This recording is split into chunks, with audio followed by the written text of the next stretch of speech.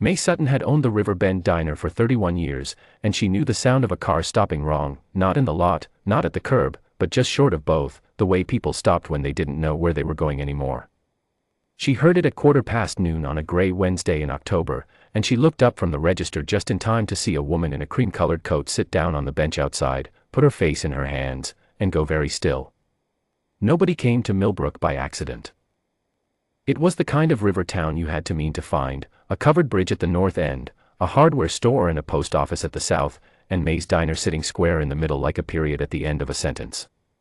The woman on the bench didn't look like she'd meant anything for a while. May was reaching for her coat when the Gallagher table scraped back.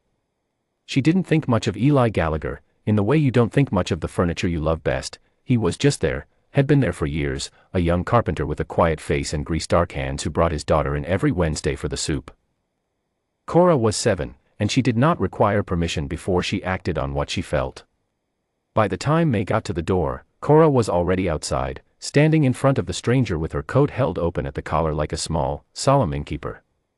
"You can come inside," Cora said. "We have chicken soup." The woman lifted her face. Her name was Claire Ashworth. May would learn that later, and she was 34 years old and had driven 4 hours from the city without a plan, which was not the kind of thing Claire Ashworth ordinarily did. She was an editor at a publishing house, the kind of woman with a calendar full to the edges and a desk that other people kept clean for her. She had done everything right for a very long time, and 3 months ago the men she had loved for 6 years had died in a car accident on a Tuesday, and she had not known, until she found herself crying on a bench in a town she'd never heard of, that she had not been able to move since. She looked at the little girl holding her coat open in the October rain and could not speak for a moment. Eli appeared in the doorway behind his daughter. He was 36, with a carpenter's build and a calm that had been earned the hard way. His wife, Annie, had died 4 years ago, and he had learned since then to fill the quiet spaces with work and with Cora, and to be grateful for both. He looked at Claire, then at his daughter, and he did not say a word about the interruption. "She's right about the soup," he said. "May's been making it the same way for 30 years. It helps." May stepped back from the door to let them in. Claire sat at the Gallagher table because Cora simply sat beside her, and that was that. Eli brought over the 2 bowls they hadn't finished and waved May off when she tried to start a new ticket. Claire wrapped both hands around the cup of coffee May set in front of her and stared at the steam for a while without drinking it. "I don't know why I stopped here," she said, to no one in particular. "People stop here," May said, from behind the counter. It was the most honest answer she had. Millbrook was small enough that strangers stood out, but old enough that it had learned not to pry. Cora was watching Claire the way children watch things they find beautiful and sad at the same time. "Are you lost?" she asked. "In a way," Claire said. Cora considered this. "We were lost for a while," she said. "After Mom. But Dad says you don't stay lost." Eli set his coffee down. "Cora." "It's all right," Claire said quickly, and meant it. The child's directness had hit something in her chest that felt less like pain and more like air moving through a room that had been shut too long. She looked at Eli. "I'm sorry." "Did you?" "4 years ago," he said. He didn't make it into a long story. He never did. She was sick. It was fast. He picked up his spoon. "You don't have to explain yourself. You just have to finish the soup." May, pretending to wipe the counter, decided she liked him more in that moment than she had in the 3 years since he'd moved to Millbrook from the city, left his structural engineering firm, bought the old Crane property on the bluff, and started building furniture that people drove from 2 counties away to see. She had always thought he was kind. She hadn't known until that moment how quietly, steadily kind he was. Claire ate the soup. They stayed longer than anyone expected. The lunch crowd thinned and May put on the afternoon coffee, and Cora pulled a small object from her coat pocket and set it on the table without ceremony. It was a carved wooden sparrow, maybe 3 inches long, its wings folded as if it had just landed somewhere and was deciding whether to stay. The grain of the wood flowed through the feathers in a way that was almost too careful to be believed. "Dad made it," Cora said. "He makes birds mostly." Mom liked birds. Claire picked it up. It sat in her palm like something settled, something at rest. She turned it over and saw the small initials carved into the base, e.g., and the date. 2 years ago. He had kept making them even after. She's right, Eli said. I mostly do furniture now, but birds are what I learned on. Annie drew the patterns. He said it easily, the way he said most things, not to make you feel anything in particular, just because it was true. Claire held the sparrow a moment longer, then set it carefully on the table between them. She asked him about his work, and he told her. The Crane property had a workshop that had been falling apart when he bought it, and he'd spent the first year repairing it before he built anything in it. He talked about the wood the way other people talked about old friends, by feel and grain and character. Cora interrupted twice to correct him on minor points and was right both times. Claire found herself listening the way she hadn't listened to anything in 3 months, not waiting for a pause in which to remember being sad, just actually listening. What do you do? He asked. Books, she said. I work with writers. Mostly fiction. She paused. I used to love it.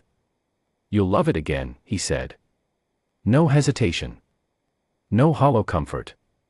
Just a statement of fact from a man who had reason to know. May refilled the coffee without being asked and said nothing, which was its own form of tenderness. At 3 o'clock, the light shifted and Claire looked at her phone and understood that she had been sitting in a diner in a town she'd stumbled into for nearly 3 hours. She felt something she recognized, dimly, as embarrassment, and began to gather her coat. You don't have to rush, May said, from the counter. I should find somewhere to stay, Claire said. I'm not driving back tonight. The Birch House does rooms, May said. 2 streets over, yellow door, Carol Finch runs it.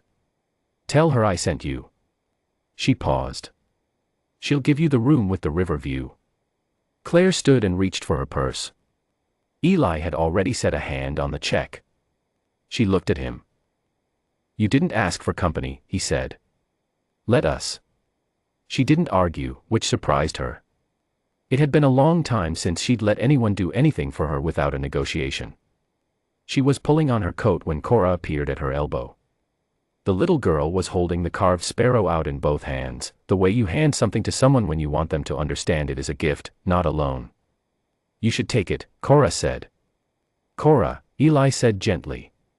That's. I want her to have it. Cora's voice was certain the way 7-year-olds are certain when they have decided something true. She needs it more right now. Claire looked at Eli. He looked at his daughter for a long moment, and something moved across his face that May had not seen there before, a kind of recognition, as if the child had said something he'd been trying to find the words for himself. Take it, he said quietly. She's right. Claire took the sparrow. She closed both hands around it, and for a moment she stood very still in the middle of May's diner with the October light coming through the windows, and she did not cry, which was its own kind of breakthrough. Thank you, she said. The words were too small for what she meant, and all 3 of them knew it, and it was all right. She walked out into the afternoon, and May watched from the window as she paused on the bench where she'd been sitting 2 hours before, looked at the sparrow in her hand, and then kept walking. 6 weeks went by. May didn't think about Claire Ashworth every day, but she thought about her more often than she would have expected for a woman she'd spoken 30 words to.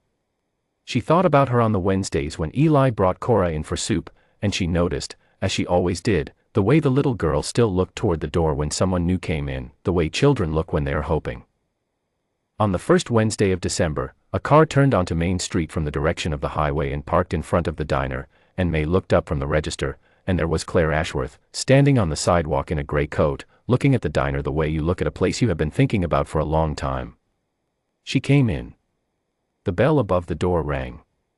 May didn't say anything yet, just watched. Claire looked around the diner, and when she found the Gallagher table empty, her face registered a small, careful disappointment that told May everything she needed to know. They're not in yet, May said. Wednesdays. Noon. Claire looked at her watch. It was 11:42. She sat down at the counter. How'd you sleep at Carol's? May asked. Well, Claire said. Better than I had in a while. She paused. I went back to work. 3 weeks ago. It was, she stopped. It was like being thought out. Good, May said, and meant it plain. They sat in companionable quiet until the bell above the door rang again at 7 minutes past noon, and Cora came through it first, the way she always did, and stopped completely when she saw Claire at the counter. Her face did the thing faces do when something hoped for turns out to be real. "You came back," Cora said. "I came back," Claire said. Eli came through the door a step behind his daughter and stopped too, coat still on, one hand on the door frame, looking at Claire at the counter with the kind of stillness that meant a great deal was happening beneath it. "Hello," Claire said. "Hello," he said. May turned to pour coffee and allowed herself a small, private satisfaction that she did not show to either of them. Cora had already slid off the counter stool and taken Claire's hand to pull her toward the Gallagher table. "You can sit with us," she said, as if this were a fact that had always been true and merely needed stating. "May, can you bring 3? "I expect I can manage that," May said. She set 3 mugs on a tray and carried them to the table, and when she set the last one down, the third cup, placed at the empty side of the table, the side that had been empty for 4 years, Cora looked up at her with that clear, untroubled 7-year-old certainty and then looked at her father, and then at Claire.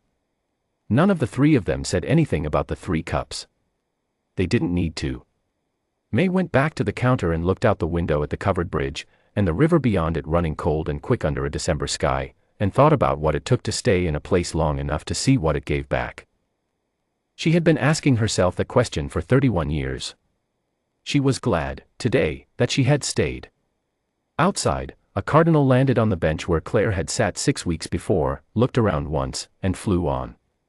Inside, Cora was telling Claire something about sparrows that she had learned from her father, and Eli was listening with his hands wrapped around his coffee and something on his face that May had not seen since Annie, something quiet and open and not quite ready to be named yet, but present, the way the first light is present before anyone calls it morning.